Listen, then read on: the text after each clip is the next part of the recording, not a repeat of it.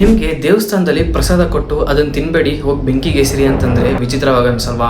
ಹೌದು, ಈ ritual ಮೆಹಂದಿಪುರ್ Balaji temple ರಾಜಸ್ಥಾನದಲ್ಲಿರೋದಲ್ಲಿ ಮಾಡ್ತಾರೆ.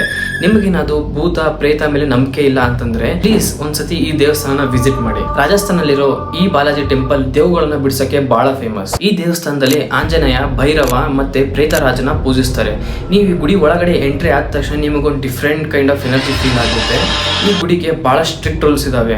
ಈ ಗುಡಿಯಲ್ಲಿ ಬ್ಲಾಕ್ ಕಲರ್ ಬಾಲ್ ಪ್ರಸಾದ ಕೊಡ್ತಾರೆ. ಅದು ಮುಂದೆ ಹೋದ ತಕ್ಷಣ ಬೆಂಕಿಯಲ್ಲಿ ಎಸ್ ಬಿಡಬೇಕು. ಯಾಕಂತಂದ್ರೆ ನಿಮ್ ಸುತ್ತಮುತ್ತ ಇರೋ ಎಲ್ಲ ನೆಗೆಟಿವ್ ಎನರ್ಜಿ ಸುಟ್ಟು ಭಸ್ಮ ಆಗ್ಲಿ ಅಂತ. ಈ ದೇವಸ್ಥಾನದಲ್ಲಿ ದರ್ಶನ ಮಾಡ್ಕೊಂಡು ಹೊರ ಬರೋ ಟೈಮಲ್ಲಿ ನಿಮ್ಮನ್ನ ಬಹಳಷ್ಟು ಜನ ಕರೆದಂಗಾಗುತ್ತೆ.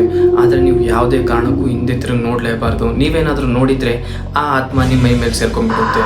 ಮತ್ತೆ ಇನ್ನೊಂದು ದ ಮೋಸ್ಟ್ ಇಂಪಾರ್ಟೆಂಟ್ ರೋಲ್ ಈ ಗುಡಿಗಿರೋದು ಏನು ಅಂತಂದ್ರೆ, ನೀವು ಆ ಗುಡಿ ಒಳಗಡೆ ಏನಾದ್ರೂ ಖರೀದಿ ಮಾಡಿದ್ರೆ, ಈ ತರ ನೀರಾಗ್ಲಿ, ಇಲ್ಲೋ ತಿನ್ನೋ ಐಟಮ್ ಆಗ್ಲಿ, ಇಲ್ಲ ಏನಾದ್ರೂ ಒಂದು ಯೂಸ್ ಮಾಡೋ ಐಟಮ್ ಆಗ್ಲಿ, ಅದನ್ನ ಅಲ್ಲೇ ಯೂಸ್ ಮಾಡಿ, ಇಲ್ಲ ಅಲ್ಲೇ ತಿಂದು ಅಲ್ಲೇ ನೀರು ಕುಡಿದು ಅಲ್ಲೇ ಎಸ್ದು ಬರಬೇಕು.